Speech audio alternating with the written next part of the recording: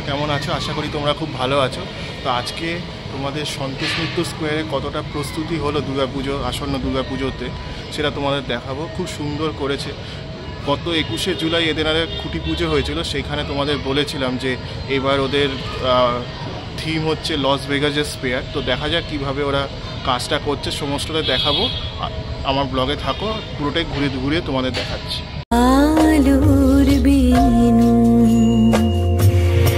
বাজলো তোমার, আলোর বিনু মাতলো যে ভুবন।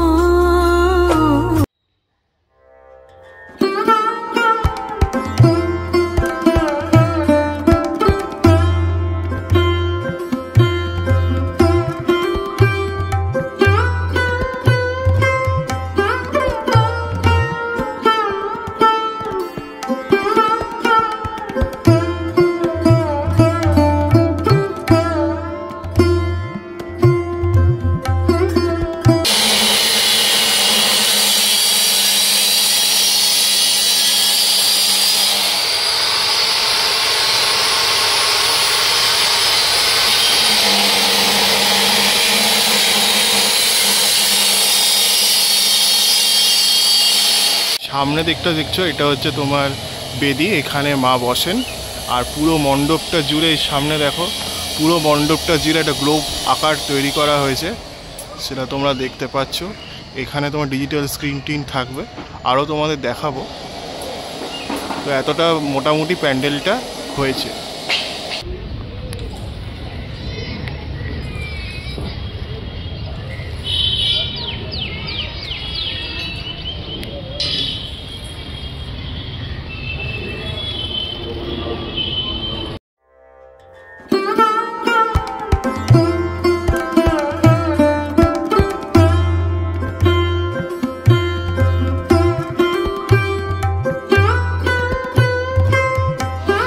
দেখো আমার আঙুল যেখানে পয়েন্ট করছে, ওখানে দেখো দাদারা কাজ করছে। কত উঁচুতে ওপরে উঠে দেখো কাজ করছে, দেখতে পাচ্ছ?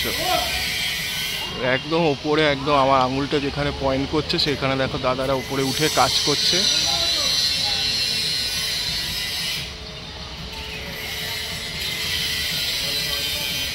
লোহার স্ট্রাকচার দেখতে পেয়েছি, লোহার স্ট্রাকচারগুলো দেখো, পুরো কাজ চলছে। অনেক লোহা এবং বাঁশ, এই সমস্ত জিনিসগুলো দিয়ে এখানে কাজ করা হচ্ছে পুরো। এটা তোমরা দেখতে পাচ্ছ, ডোমটা তৈরি হচ্ছে সন্তোষ মিত্র স্কোয়ারে। খুব সুন্দর করে ডোমটা তৈরি করছেন শিল্পীরা। বাঁশের স্ট্রাকচার, তারপরে ওয়েল্ডিংয়ের কাজ, লোহার কাজ দিয়ে পুরো ওই ডোমটা তৈরি করা হচ্ছে।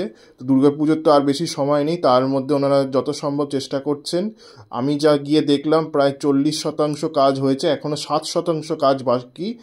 তো আমার মনে হয় মহালয়ার মধ্যে কাজ কমপ্লিট হয়ে যাবে। 45 দিন বাকি রয়েছে মহালয়া আসতে, তার মধ্যে আশা করি ওনাদের কাজটা হয়ে যাবে।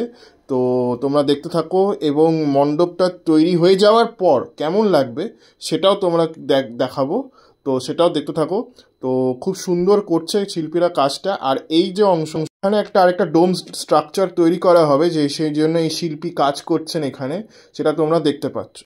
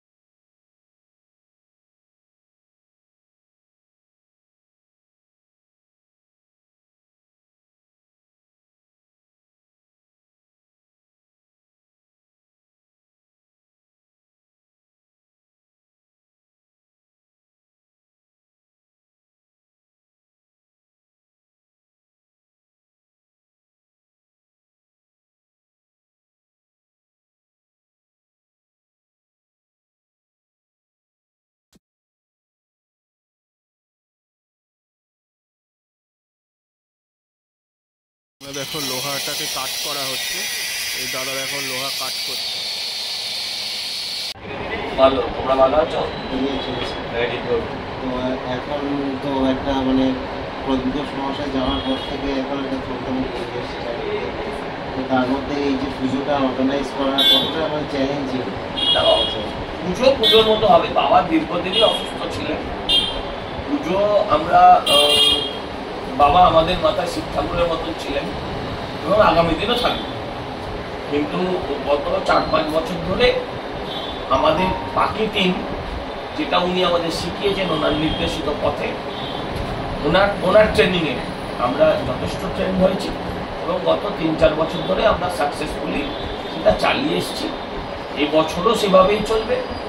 স্রষ্টা এবারে সৃষ্টির মধ্যে লুকিয়ে, এটাই পুরো দাদা কাজ করছে, আমার আঙুল যেখানে পয়েন্ট করছে সেখানে দাদা দেখো উপরে কাজ করছে,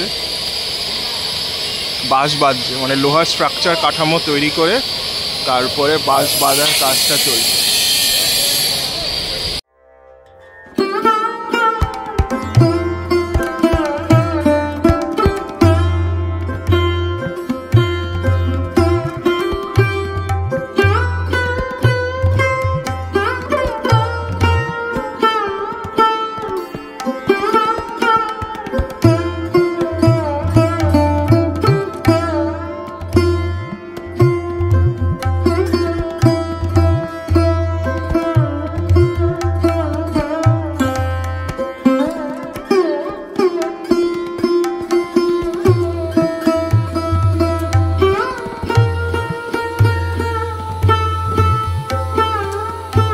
বলছিলাম যে ওয়েল্ডিংয়ের সময় মানে লোহাগুলোকে কেটে তারপরে সাইজ করে দুটো লোহাকে জয়েন করার জন্য যে আয়রনের যে বাট ইউজ করা হয় সেটা তোমরা এখানে দেখতে পাচ্ছ। এই দেখো, এটা হচ্ছে আয়রনের বাট, দুটো লোহাকে জয়েন করার জন্য ওয়েল্ডিং করে এই আয়রনের বাটটা দেওয়া হয়, লোহার বাট, সেটা তোমরা এখানে দেখতে পাচ্ছ। শিল্পীদের ওয়ার্কশপ আছে।